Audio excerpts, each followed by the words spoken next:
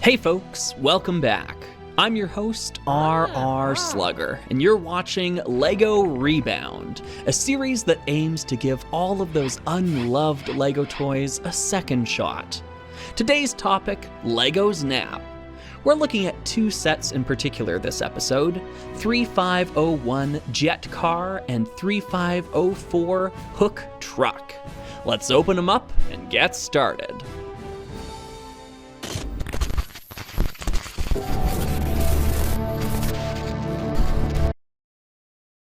Greetings everyone, and welcome to LEGO Rewind, where we take another look at old retired LEGO themes. Can you believe in all these years I've never made a Galador episode? It's one of LEGO's more out there lines, not the easiest to talk about without a gimmick or exaggerated "what were they thinking" vibes. But we've all grown a lot, I hope, so here goes, the long-awaited Galidor Rewind. No frills, no mocking, just treating this exactly the same as any other LEGO product. I think you know the story by now. For years, LEGO struggled, seemingly held back by the brick that for decades, though not always, had been their entire image, and it looked like the only way to save the company might be going back to their roots in a way, with other kinds of toys. Inspired by the overnight success of Bionicle, already a pretty bold departure, they pushed even further down that path with another project that felt even less like real LEGO. Galidor was a short-lived early 2000s line released by LEGO, though you'd be forgiven for not catching that on first glance. Even the logo is pushed down and out of the way. The packaging itself is eye-catching, with striking graphics, cool colors, and a unique shape. They even have little toes to stand up. I never noticed that. Unfortunately, it's some of the most wasteful packaging LEGO's ever designed. You have to completely destroy it to access the contents. It's not like Bionicle's canisters, which were toys in their own right and had a part to play in the story. And even normal LEGO cardboard boxes are good for storing pieces. The larger Galador sets have boxes, sometimes with a window, but most of these weren't designed to fit in with other LEGO sets. The company was trying to extend their reach into the action figure aisle, right between Hasbro and Mattel.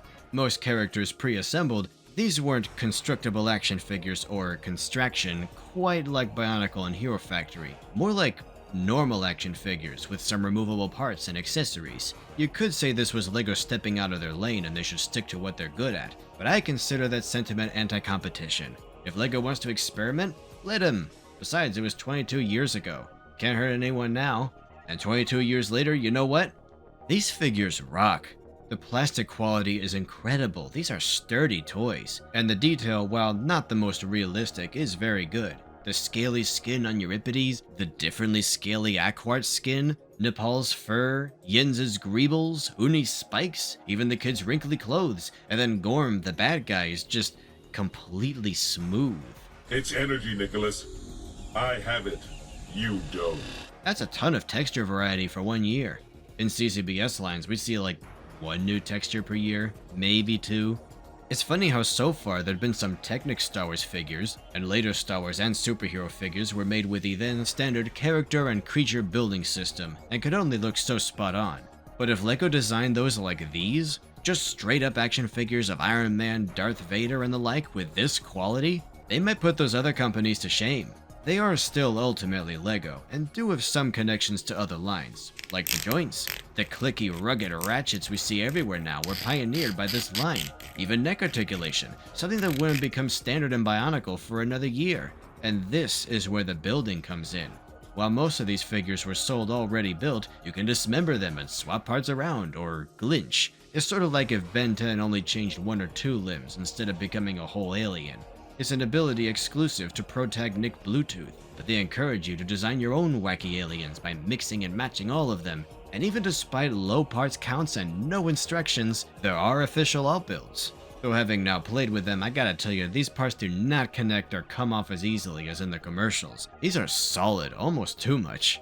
Most figures come with an accessory, or several. Sometimes it's a staff or a device, but the extra limbs are the good stuff. Many have some kind of gimmick, like a punching fist or a launcher, and even some of the heads feature moving eyelids and hair. Allegra includes an entire critter who seems to be just a worm in a robot suit. This version of Nepal comes with a grabby claw, but this version includes this giant mount. I like the little robot arms as stirrups. This creature looks like something the Jim Henson Company would design. There are even entire alternate versions of Nick and Gorm that seem powered up. Some parts just look cool and give you options. Uni has a random recolored Gorm head, just because. All these accessories are yet another thing LEGO did shockingly well on their first swing at this sort of toy. Their one weakness really is stability. For all their articulation, these don't balance great, with mostly small feet. The kids' sneakers are compatible with studs, and some of the others seem to be, which would be a nice way to stabilize them, but there is no clutch power. Except for Nepal. His feet stick pretty good. Galidor hits different these days, color-wise. They still have the old light and dark grays, but boast the new dark red, blue, and green, along with some new colors that didn't last long, like this yellowish orange that was soon replaced by the brighter Keat orange, or this lovely medium violet I'd never seen in person before getting these. It's a very rare color that barely made it outside of this line, and used in conjunction with the slightly older, slightly darker violet, this is Galador's color. This is part of its identity. And these larger sets show just how little the price per piece ratio matters when a single LEGO piece rivals the dimensions of a human ribcage. This 9-piece Keck Powerizer with all its electronics was $60. That'd be $103 today. The normal figures though were only $10 at the time, which would be $17 today, though today's LEGO would surely charge more. Surprisingly, a lot of them are still pretty cheap on the aftermarket, minus a couple I couldn't find anywhere like Tager and Aquart. Recently, one person shared an anecdote with me about finding sealed Galador sets at a Barnes & Noble, or was it BAM, just recently, for $20. Nobody wants them or knows what the heck they are. But it's nice to know that Galador fans can still find these in some places for about the same as they were worth then. Though with how durable these feel, I'd say getting them used is a safer bet than most used LEGO products. It's only now that I see Galador's missed potential. There are some rare, intriguing connectors like this 6-sided one that comes with Uni and Tager, and this tiny torso that's Uni exclusive. I don't think these were meant to be rare. I think they would have seen more use in later Galador waves had it not been cancelled so quickly. There were even a couple of unreleased sets, like this shark bike thing, and an evil Nick. I'ma call him Ick. Not all the Galador toys are good. These McDonald's things were extremely basic, and weren't as glitchable as the larger figures, even featuring a different, though still compatible, connection system.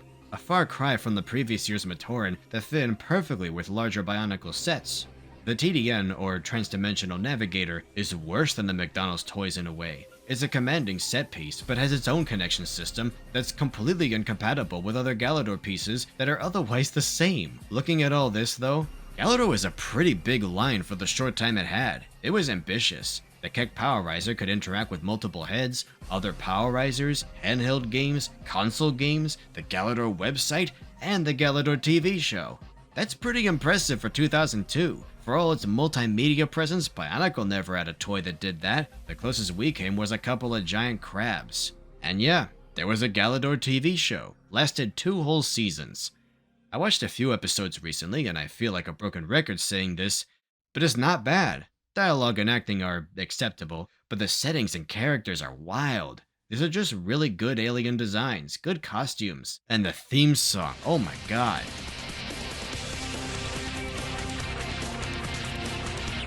It's exactly that new millennium Y2K kick I just can't get enough of. I especially like that ethereal sci-fi humming behind all the techno-y bits.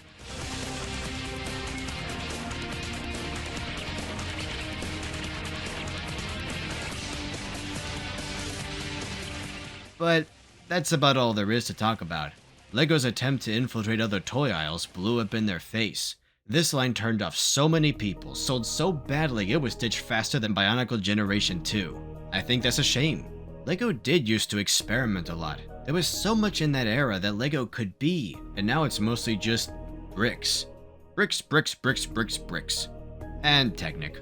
But I want to see more weird stuff outside the box that messes with the brand and people will say is not real LEGO. Because expanding that LEGO quality to other things can only be a good thing in my mind. LEGO may have been embarrassed by Galador, but I can't say it's bad because then I'd be lying. I didn't even hate them back then, y'all are just weird.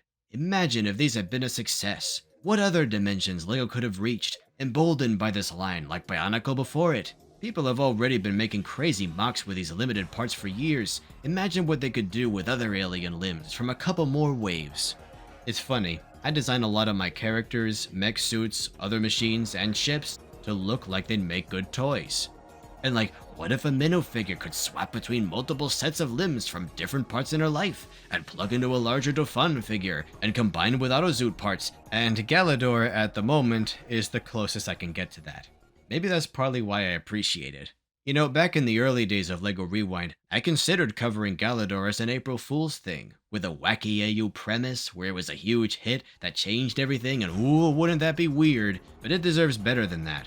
In those days, I never imagined these would one day stand before my eyes, that I'd appreciate their finer points, feel this plastic. It's been an eye-opener for sure.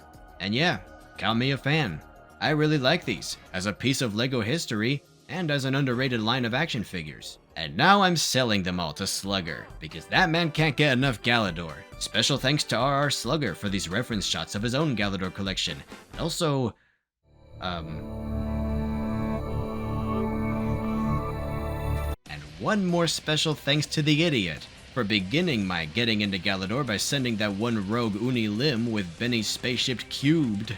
That's it for today. Check out my books at amazoneditch.io. Volume 9 just came out and it might be the best one yet. Already working on Volume 10. And my Patreon page to get videos like this early, your name in the credits, behind the scenes content, a patron Discord server, signed copies of Planet Ripple, and maybe even your own LEGO Rewind episode. See you next time as we stand up, reach up. Toodles. Every dimension needs a hero. Every hero needs a special power. In Galador, it's glinching.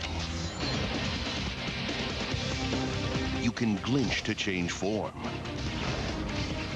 Glinch to combine powers. Glinch to save Galador from Gorm. It's a power like nothing in this dimension. Galador, each sold separately.